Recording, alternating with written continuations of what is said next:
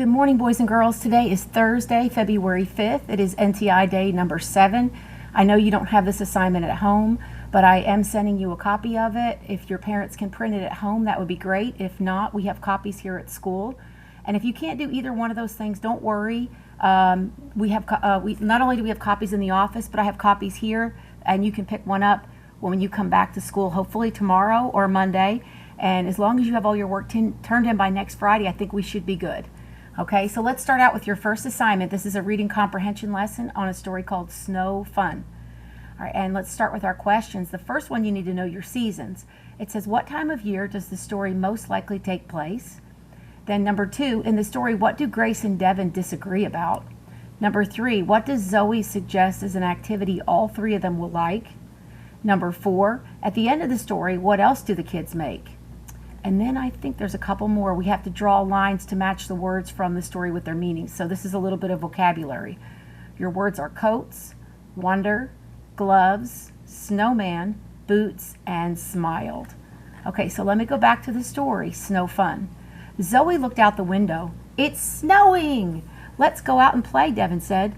Yes, Grace said, we can make a snowman.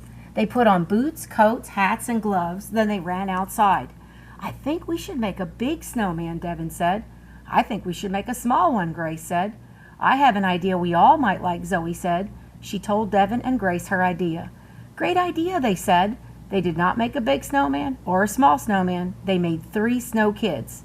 They look like us, Devin said. You're right, Grace said. I wonder what else we can make. Zoe smiled. I have an idea. Seconds later, the friends were making and throwing snowballs.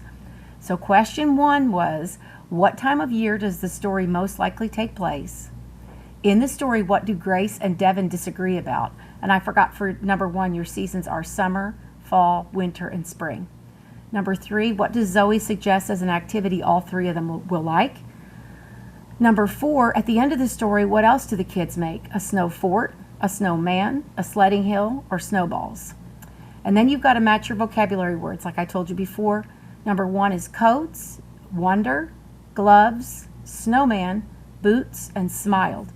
Your choices are items you wear on your hands to keep them warm, made a happy face, outer clothing you wear when it's cold outside, items you wear on your feet to keep them warm and dry, think about or guess at, and a character made out of snow.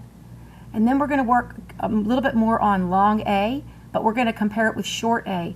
So if you have a blue crayon and a red crayon at home, any of your short A words you're going to color blue. Any of your long A words you're going to color red. If you don't have those at home, you can go ahead and make this little mark right here. This is called a brev. You can make that over top of your short vowels.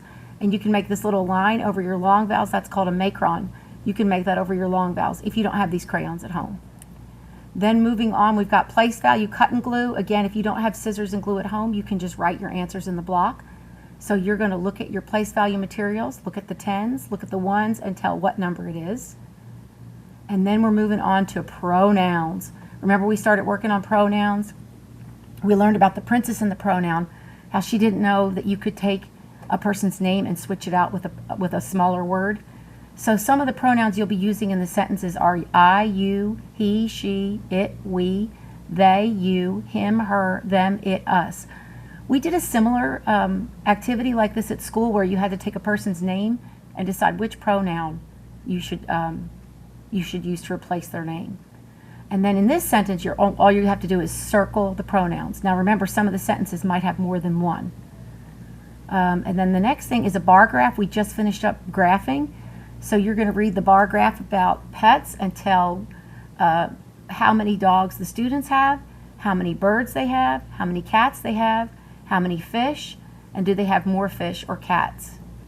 And then the last page is a mixed addition and subtraction page, so watch your symbols.